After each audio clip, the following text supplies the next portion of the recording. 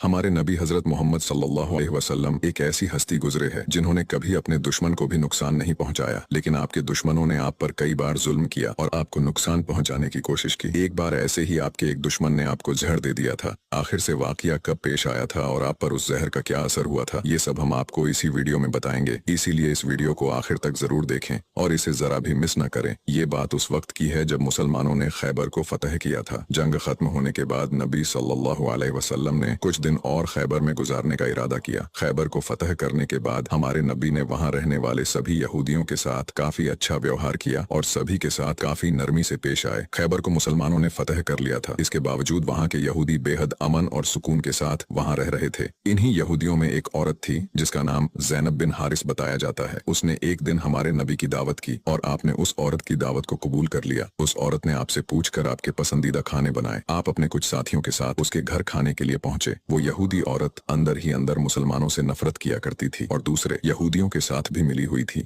जो मुसलमानों के दुश्मन थे। उस औरत ने खाने में पेश होने वाले बकरी के गोश्त में जहर मिला दिया था। जब जहर से भरे उस गोश्त को आपके सामने पेश किया गया और आपने खाने के लिए एक निवाला उठाया और अपने मुंह में रखा तो आप समझ गए कि इसमें जहर मिला हुआ है। आपने तुरंत अपने साथियों को खाना खाने से रोक दिया और कहा कि इसमें जहर मिला हुआ है, लेकिन अफसोस कि आपके कुछ साथी उस वक्त तक कुछ गोश्त खा चुके थे जिसकी वजह से उनकी शहादत हो गई। कहा जाता है कि जहर के बारे में हमारे नबी को उस जहर की बोटी ने ही खबरदार किया था। इस वाक़े के बाद उस औरत के साथ साथ उसके सभी साथियों से पूछताछ की गई तो उन्होंने न सिर्फ अपना गुनाह कबूल किया बल्कि ये भी कहा कि हमने आपके साथ ये इसलिए किया क्योंकि हम ये देखना चाहते थे कि आप अल्लाह के सच्चे नबी हैं या नहीं। अगर आप अल्लाह के सच्चे नबी हैं तो इस जहर का आप पर असर नहीं होगा, और अगर आप अल्लाह के नबी नहीं हैं तो हमें आपसे छुटकारा मिलेगा। ये बात तो सब जानते हैं कि हमारे नबी ने कभी किसी से बदला नहीं लिया, जबकि आप पर कई बार बहुत जुल्म किया गया जिसके बारे में कोई सोच भी नहीं सकता। लेकिन जब उस जहर की वजह से आपके सहाबा की शहादत हुई थी तो कानून के मुताबिक उस औरत को भी कत्ल कर दिया गया। लेकिन कुछ रिवायतों में आता है कि उस औरत ने खुदकुशी कर ली थी। वही कुछ रिवायतों में कहा जाता है कि उस औरत को माफ कर दिया गया था। इस बारे में कई मुफस्सरीन अपनी अलग अलग राय रखते हैं। एक हदीस में हजरत आयशा फरमाती है कि जब नबी सल्लल्लाहु अलैहि वसल्लम की जिंदगी के आखिरी दिन चल रहे थे और आप बीमार रहा करते थे, उस समय आप कहा करते थे कि खैबर में जो मैंने जहर से मिले हुए गोश्त का टुकड़ा खाया था उसका दर्द मैं आज भी महसूस कर सकता हूँ। ये बात कई किताबों से साबित है कि उस जहर का असर हमारे नबी के आखिरी दिनों में देखा गया था और इसी जहर के असर ने आपकी वफात में एक अहम किरदार अदा दिया था।